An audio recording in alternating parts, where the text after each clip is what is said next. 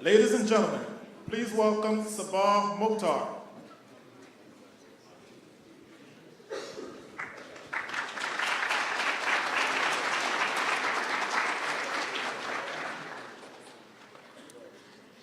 Assalamu alaikum wa rahmatullah.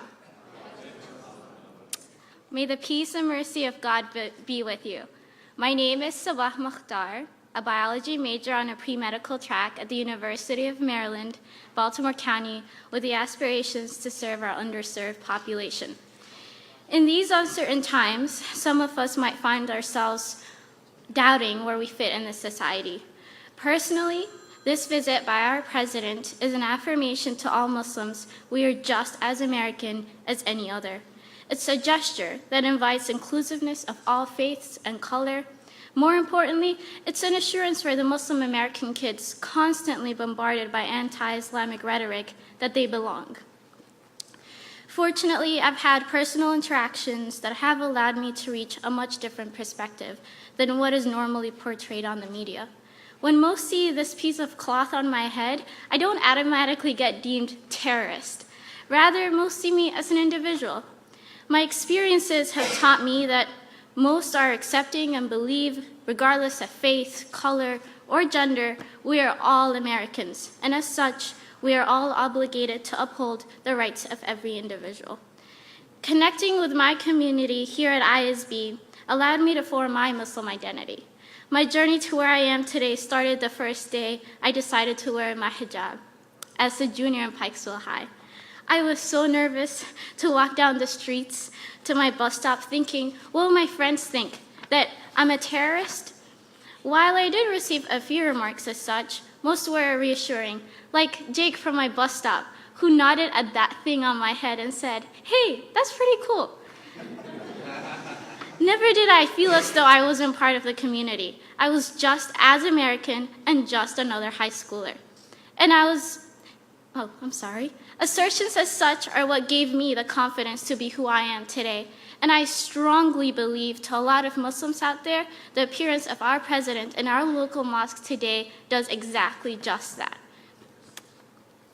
And personally, reassures me that I, a proud, Black, Muslim, African American, I'm just as American and have the obligation to fulfill my loyalty to my country as any other.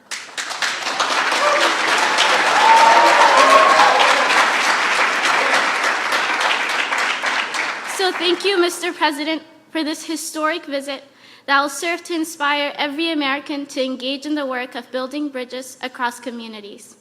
And now, it is my honor to introduce to you the President, our President of the United States, President Barack Obama.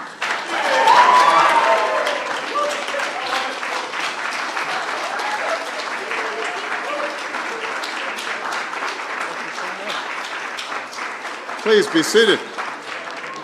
Well, good afternoon. And Sabah, thank you for the wonderful introduction and for your example, your devotion to your faith and your education and your service to others. You're an inspiration. You're going to be a fantastic doctor. And I suspect, Sabah, your parents are here because they wanted to see you. So where's Sabah's parents? There you go. Yay. Let's give. Good job, Mom. She did great, didn't she? She was terrific. To everyone here at the Islamic Society of Baltimore, thank you for welcoming me here today. I want to thank Muslim American leaders from across this city and this state, and some who traveled even from out of state to be here. I want to recognize Congressman John Sarbanes, who is here, as well as two other great leaders in Congress and proud Muslim Americans, Congressman Keith Ellison from the great state of Minnesota, and Congressman Andre Carson from the great state of Indiana. This mosque, like so many in our country, is an all-American story. You've been part of this city for nearly half a century. You serve thousands of families, some who've lived here for decades, as well as immigrants from many countries who've worked to become proud American citizens. Now, a lot of Americans have never visited a mosque. And to the folks watching this today who haven't, think of your own church or synagogue or temple. And a mosque like this will be very familiar. This is where families come to worship and express their love for God and for each other. There's a school where teachers open young minds, kids play baseball and football and basketball, boys and girls. I hear they're pretty good. Cub Scouts, Girl Scouts meet, recite the Pledge of Allegiance here. With interfaith dialogues, you build bridges of understanding with other faith communities, Christians and Jews. There's a health clinic that serves the needy, regardless of their faith. And members of this community are out in the broader community, working for social justice and urban development. As voters, you come here to meet candidates. As one of your members said, just look at the way we live. We are true Americans. So the first thing I want to say is two words that Muslim Americans don't hear often enough, and that is thank you. Thank you for serving your community. Thank you for lifting up the lives of your neighbors and for helping keep us strong and united as one American family. We are grateful for that.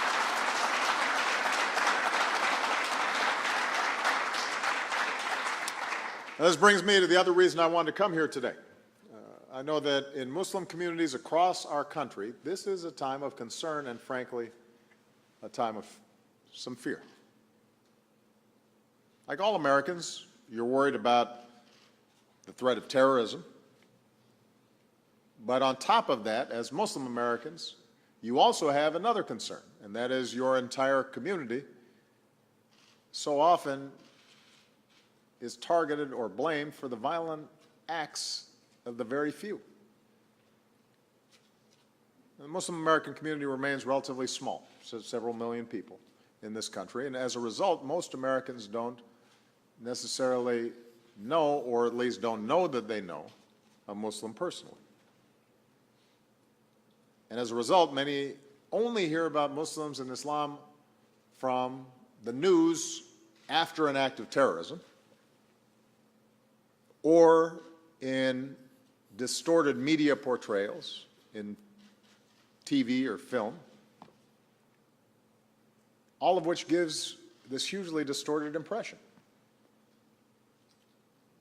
And since 9/11, but more recently since the attacks in Paris and San Bernardino, you've seen too often people conflating the horrific acts of terrorism with the beliefs of an entire faith. And of course, recently we've heard inexcusable political rhetoric against Muslim Americans that has no place in our country.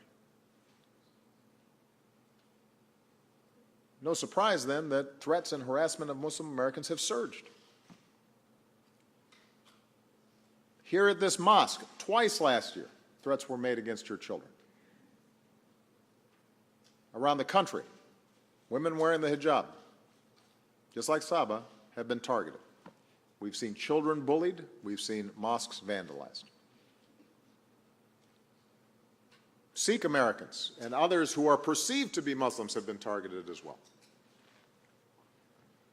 I just had a chance to meet with some extraordinary Muslim Americans from across the country who are doing all sorts of work. Some of them are doctors. Some of them are community leaders, religious leaders. All of them were doing extraordinary work, not just in the Muslim community, but in the American community. And they're proud of their work in business and education and on behalf of social justice and the environment and education. I should point out they were all much younger than me, which is happening more frequently these days. And you couldn't help but be inspired hearing about the extraordinary work that they're doing. But you also could not help but be heartbroken to hear their worries and their anxieties. Some of them are parents, and they talked about how their children were asking, are we going to be forced out of the country? Or are we going to be rounded up? Why do people treat us like that? Conversations that you shouldn't have to have with children. Not in this country. Not at this moment. And that's an anxiety echoed in letters I get from Muslim Americans around the country. I've had people write to me and say, I feel like I'm a second-class citizen. I've had mothers write and say, my heart cries every night thinking about how her daughter might be treated at school. A girl from Ohio, 13 years old, told me, I'm scared. A girl from Texas signed her letter, a confused 14-year-old trying to find her place in the world. These are children just like mine. And the notion that they would be filled with doubt and questioning their place in this great country of ours, at a time when they've got enough to worry about. It's hard being a teenager already. That's not who we are. We're one American family, and when any part of our family starts to feel separate or second class or targeted, it tears at the very fabric of our nation.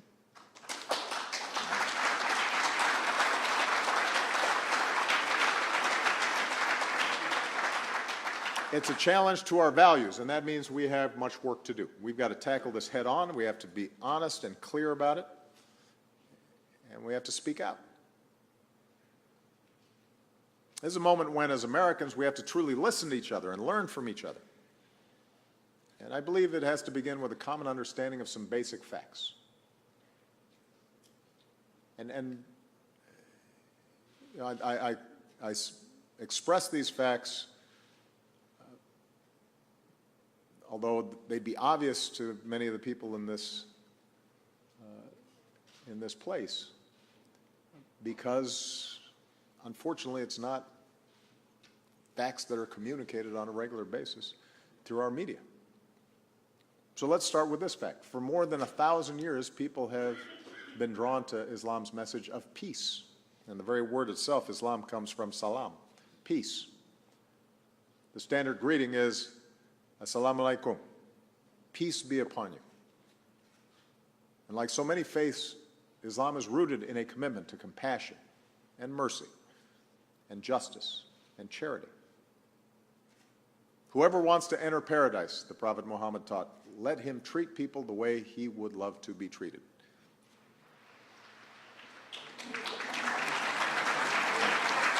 And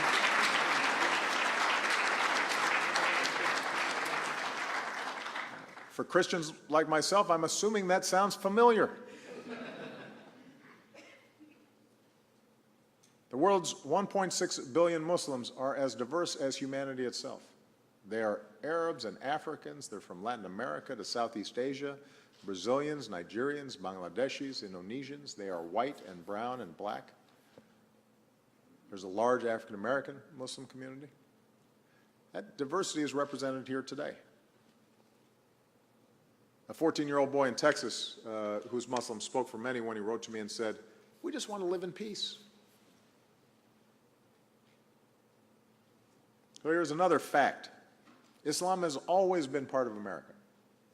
Starting in colonial times, many of the slaves brought here from Africa were Muslim. And even in their bondage, some kept their faith alive. A few even won their freedom and became known to many Americans. And when enshrining the freedom of religion in our Constitution and our Bill of Rights, our founders meant what they said when they said it applied to all religions. You know, back then, Muslims were often called Mohammedans. And Thomas Jefferson explained that the Virginia statute for religious freedom he wrote was designed to protect all faiths. And I'm quoting Thomas Jefferson now, the Jew and the Gentile, the Christian and the Mohammedan.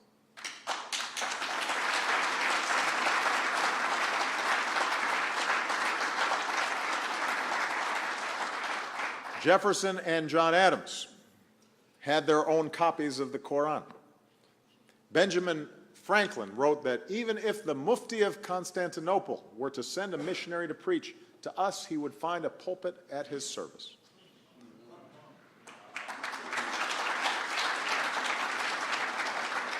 So this is not a new thing. Generations of Muslim Americans helped to build our nation. They were part of the flow of immigrants who became farmers and merchants. They built America's first mosque, surprisingly enough, in North Dakota.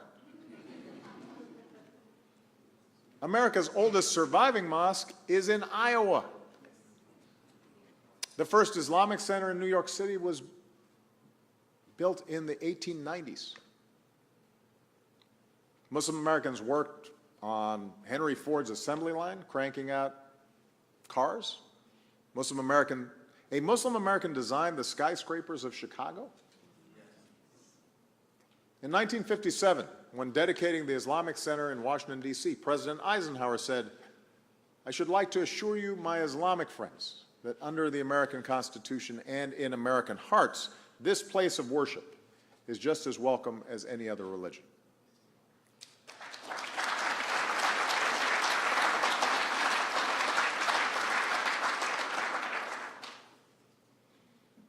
And perhaps the most pertinent fact, Muslim Americans enrich our lives today in every way. They're our neighbors, the teachers who inspire our children, the doctors who trust us with our health, future doctors like Saba.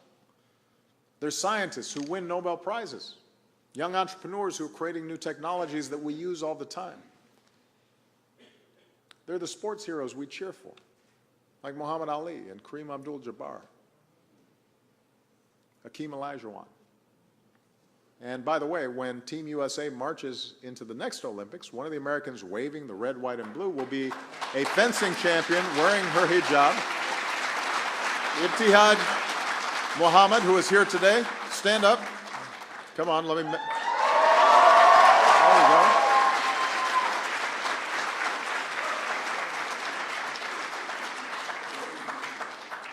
I told her to bring home the gold. Not to put any pressure on you.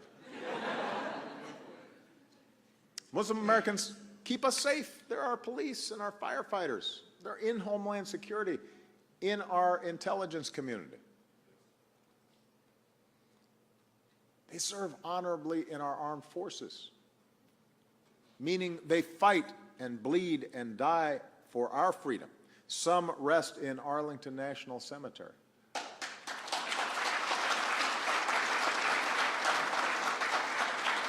So, Muslim Americans are some of the most resilient and patriotic Americans you'll ever meet. We're honored to have some of our proud Muslim American service members here today. Please stand if you're here, and so we can thank you for our service.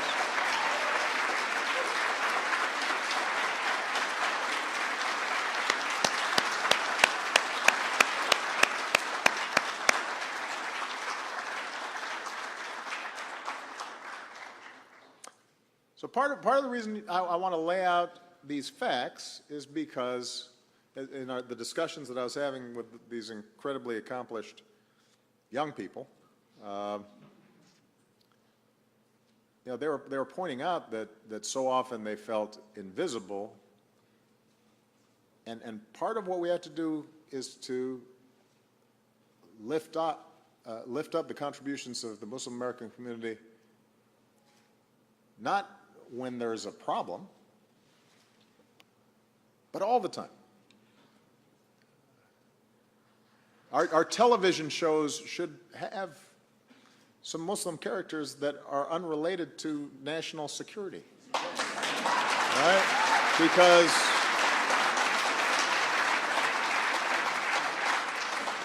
it's not that hard to do. Now, there was a time when there were no black people on television. And you can tell good stories while still representing the reality of our communities. Now, we do have another fact that we have to acknowledge. Even as the overwhelming majority, and I repeat, the overwhelming majority of the world's Muslims embrace Islam as a source of peace, it is undeniable that a small fraction of Muslims propagate a perverted interpretation of Islam. This is the truth. Groups like Al-Qaeda and ISIL, they're not the first extremists in history to misuse God's name. We've seen it before across faiths. But right now, there is an organized extremist element that draws selectively from Islamic texts, twists them in an attempt to justify their killing and their terror. They combine it with false claims that America and the West are at war with Islam. And this warped thinking that has found adherents around the world, including, as we saw tragically in Boston and Chattanooga and San Bernardino, is real. It's there. And it creates tensions and pressure that disproportionately burden the overwhelming majority of law-abiding Muslim citizens. The question then is, how do we move forward together? How do we keep our country strong and united? How do we defend ourselves against organizations that are bent on killing innocents? And it can't be the work of any one faith alone. It can't be just a burden on the Muslim community, although the Muslim community has to play a role. We all have responsibilities. So with the time I have left, I just want to suggest a few principles that I believe can guide us. First, at a time when others are trying to divide us along lines of religion or sect, we have to reaffirm that most fundamental of truths. We are all God's children. We're all born equal with inherent dignity. And so often we focus on our outward differences and we forget how much we share. Christians, Jews, Muslims, we're all,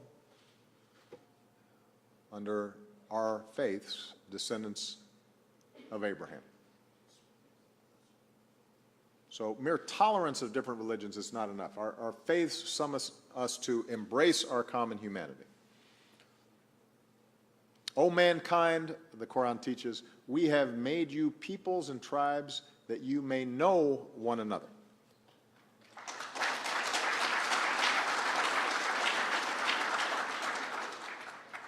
So all of us have the task of expressing our religious faith in a way that seeks to build bridges rather than to divide. Second, as Americans, we have to stay true to our core values, and that includes freedom of religion for all faiths. I already mentioned our founders, like Jefferson, knew that religious liberty is essential not only to protect religion, but because religion helps strengthen our nation. If it is free, if it is not an extension of the state, part of what's happened in the Middle East and North Africa and other places where we see sectarian violence is religion being a tool for another agenda, for power, for control. Freedom of religion helps prevent that, both ways. Protects religious faiths, protects the state from, or those who want to take over the state from using religious animosity as a tool for their own ends. That doesn't mean that those of us with religious faith should not be involved. We have to be active citizenry. But we have to respect the fact that we have freedom of religion. Remember, many preachers and pastors fought to abolish the evil of slavery. People of faith advocated to improve conditions for workers and ban child labor. Dr. King was joined by people of many faiths challenging us to live up to our ideals. And that civil activism, that civic participation that's the essence of our democracy, it is enhanced by freedom of religion. Now, we have to acknowledge that there have been times where we have fallen short of our ideals. By the way, Thomas Jefferson's opponents tried to stir things up by suggesting he was a Muslim. So I was not the first.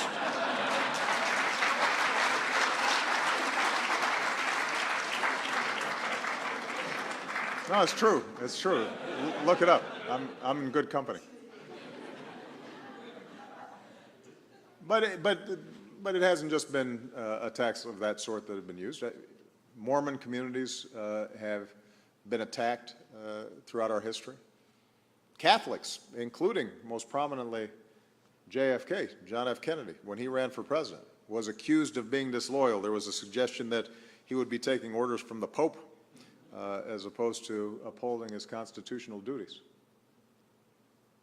Anti-Semitism in this country has a sad and long history, and Jews were excluded routinely from colleges and professions and from public office. And so, if we're serious about freedom of religion, and I'm speaking now to my fellow Christians who remain the majority in this country, we have to understand an attack on one faith is an attack on all our faiths.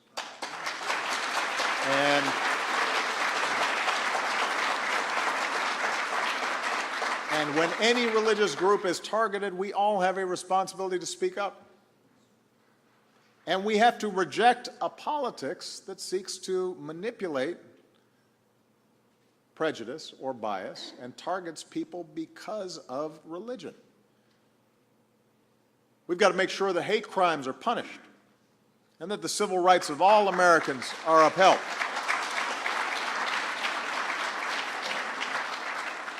And just as faith leaders, including Muslims, must speak out when Christians are persecuted around the world, or when anti-Semitism is on the rise. Because the fact is that there are Christians who are targeted now in the Middle East, despite having been there for centuries.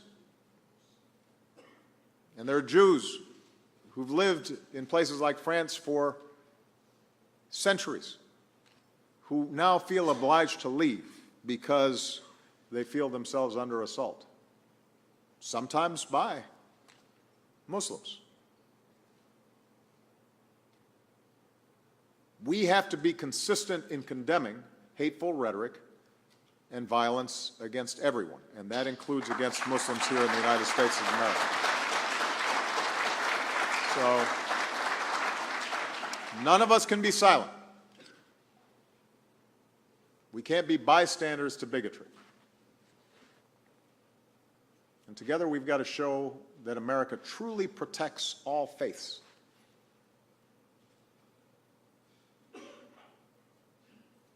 Which brings me to my next point. As we protect our country from terrorism, we should not reinforce the ideas and the rhetoric of the terrorists themselves.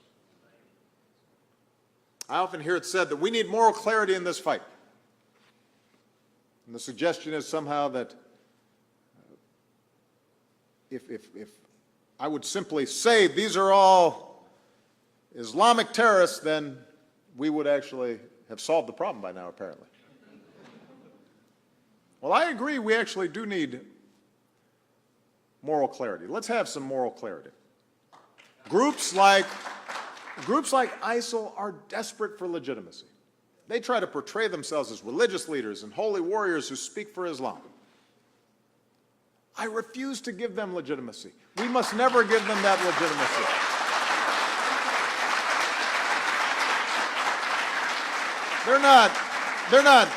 They're not defending Islam. They're not defending Muslims. The vast majority of the people they kill are innocent Muslim men, women, and children.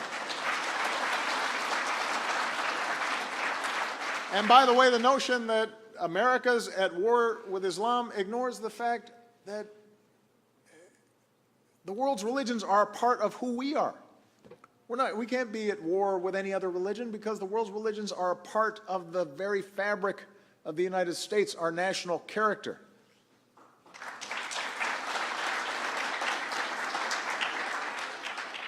So the best way for us to fight terrorism is to deny these organizations legitimacy and to show that here in the United States of America, we do not suppress Islam. We celebrate and lift up the success of Muslim Americans.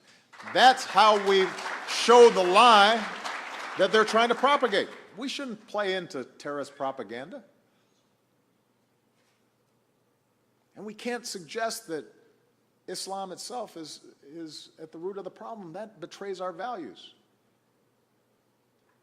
It alienates Muslim Americans. It's hurtful to those kids who are trying to go to school and are members of the Boy Scouts and are thinking about joining our military. That kind of mindset helps our enemies. It helps our enemies recruit. It makes us all less safe.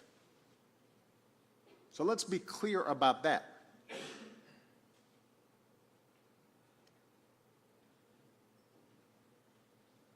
Now, finally, just as all Americans have a responsibility to reject discrimination, I've said this before, Muslims around the world have a responsibility to reject extremist ideologies that are trying to penetrate within Muslim communities. Here at this mosque and across our country and around the world, Muslim leaders are roundly and repeatedly and consistently condemning terrorism. And around the globe, Muslims who've dared to speak out have often been targeted and even killed. So those voices are there. We just have to amplify them more. And it was interesting in the discussion I had before I came out, some people said, why is there always a burden on us? When a young man in Charleston shoots African Americans in a church, there's not an expectation that every white person in America suddenly is explaining that they're not racist. Everybody is assumed to be horrified by that act. And I recognize that sometimes that doesn't feel fair. But part of the answer is to make sure that the Muslim community, in all of its variety, and all the good works that it's doing, and all the talent that's on display, that it's out there, visible on a consistent basis, not just at a certain moment. But what is also true is that there is a battle of hearts and minds that takes place, that is taking place right now, and American Muslims are better positioned than anybody to show that it is possible to be faithful to Islam and to be part of a pluralistic society and to be on the cutting edge of science and to believe in democracy. And so I would urge all of you not to see this as a burden, but as a great opportunity and a great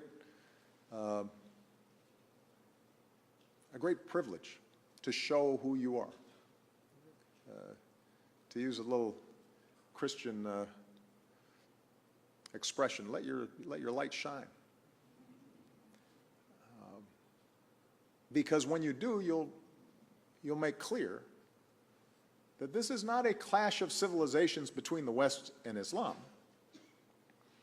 This is a struggle between the peace-loving, overwhelming majority of Muslims around the world and a radical, tiny minority.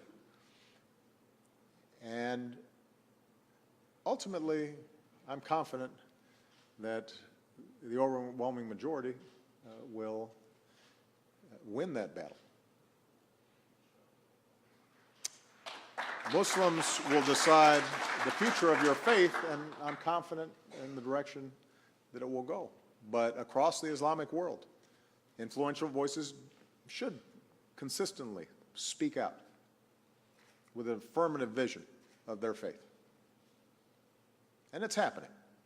These are the voices of Muslim clerics who teach that Islam prohibits terrorism For the Quran says, whoever kills an innocent, it is as if he has killed all mankind. These are the voices of Muslim scholars, some of whom join us today, who know Islam has a tradition of respect for other faiths. And Muslim teachers who point out that the first word revealed in the Quran, ikra, means read, to seek knowledge, to question assumptions. Muslim political leaders had to push back on the lie that the West oppresses Muslims, and against conspiracy theories that says America is the cause of every ill in the Middle East. Now, that doesn't mean that Muslim Americans aren't free to criticize American U.S. foreign policy. That's part of being an American. I promise you, as the President of the United States, I'm mindful that that is a healthy tradition that is alive and well in America.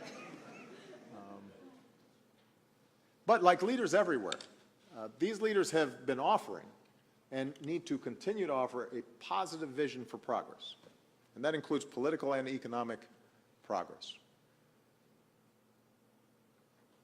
And we have to acknowledge that much of the violence in places like the Middle East is now turning into fights between sects, Shia, Sunni, and others, where differences are often exploited to serve political agendas, as I said earlier.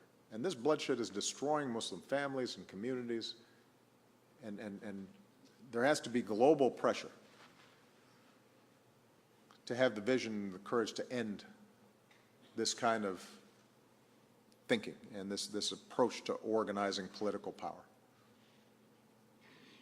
It's not historically unique. It's happened in every part of the world, from Northern Ireland to Africa to Asia to right here in the United States in the past. But it is something that we have to fight against. And we know it's possible. Across the history of Islam, different sects traditionally have lived and thrived together peacefully. And in many parts of the world, they do today, including here in the United States. Like people of all religions, Muslims living their faith in a modern pluralistic world are called upon to uphold human rights, to make sure that everyone has opportunity. That includes the aspirations of women and youth and all people. If we expect our own dignity to be respected, so must we respect the dignity of others.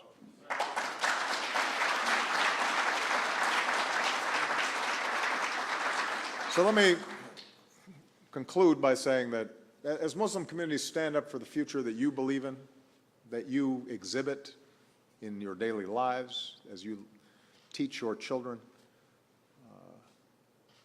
America will be your partner.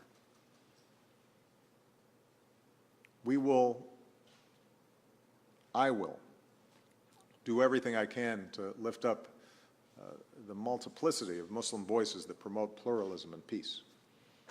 We will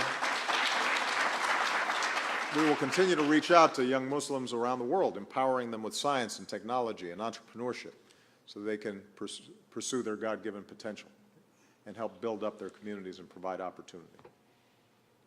It's why we will continue to partner with Muslim American communities, not just to help you protect against extremist threats, but to expand healthcare and education and opportunity. Because that's the best way to build strong, resilient communities. Our values must guide us in this work. Engagement with Muslim American communities must never be a cover for surveillance. We can't give in to profiling entire groups of people.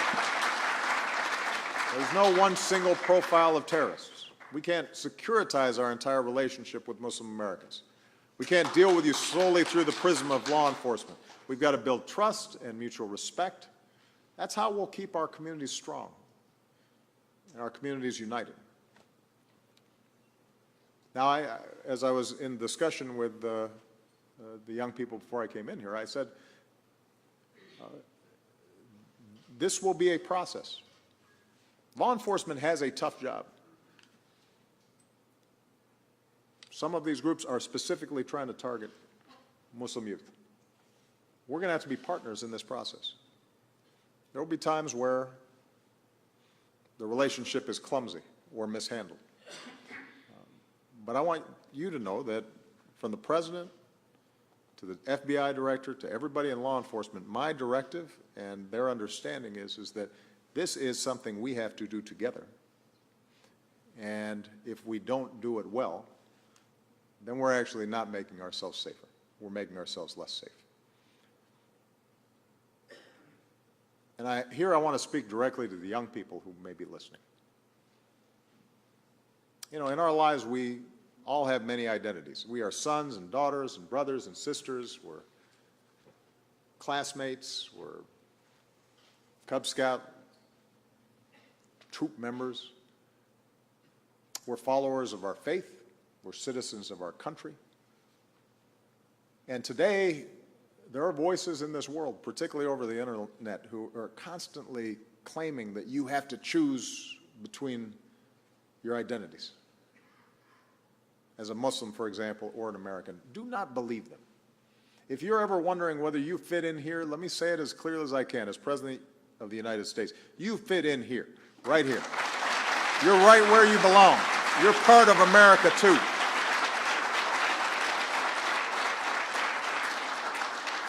You're not Muslim or American, you're Muslim and American. And don't grow cynical.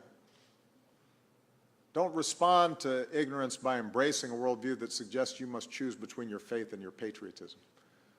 Don't believe that you have to choose between your best impulses and somehow embrace a worldview that pits us against each other, or even worse, glorifies violence. Understand your power to bring about change. Stay engaged in your community. Help move our country forward, your country forward.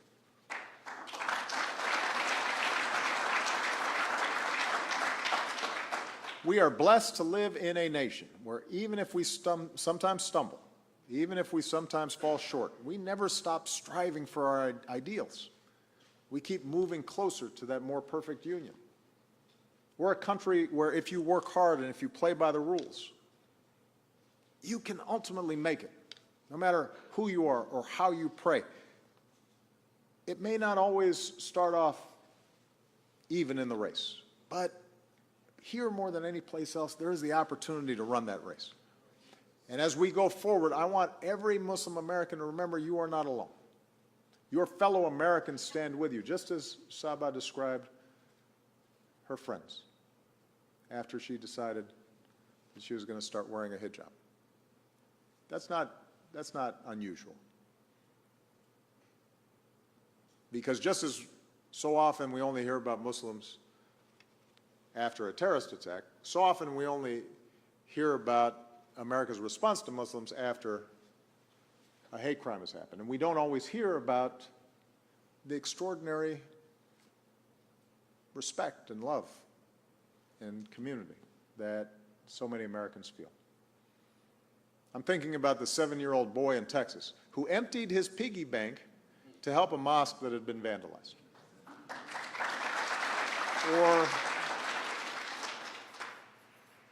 Or all the faith communities that rallied around Muslim Americans after the tragedy in Chapel Hill. The churches and the synagogues standing shoulder to shoulder with their local mosques, including the woman carrying a sign saying, "We love our Muslim neighbors." Think of our men and women in uniform who, when they heard that a little girl was afraid because she was a Muslim, sent her a message, "I will protect you."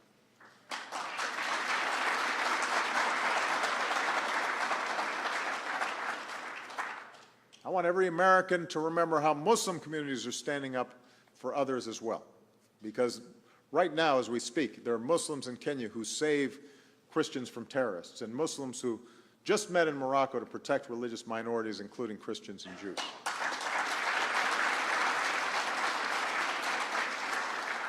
The good people of this mosque helped the city move forward after the turmoil of last year.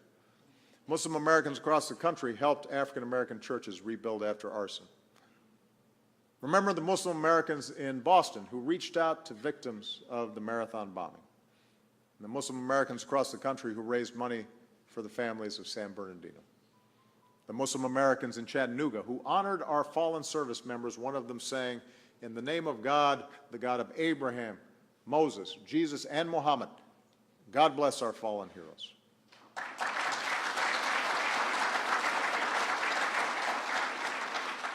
We are one American family. We will rise and fall together. It won't always be easy. There will be times where our worst impulses are given voice. But I believe that ultimately our best voices will win out. And that gives me confidence and faith in the future. After more than 200 years, our blended heritage, the patchwork quilt which is America, that is not a weakness, that is one of our greatest strengths. It's what makes us a beacon to the world. It's what led that mother who wrote to me, the one who worries about her young daughter, it led her to end her letter with hope. Despite her fears, she said, "I still believe in one nation, under God, indivisible, with liberty and justice for all." May God's peace be upon you. May God bless the United States of America. Thank you very much, everyone. Thank you. Thank you. Thank you.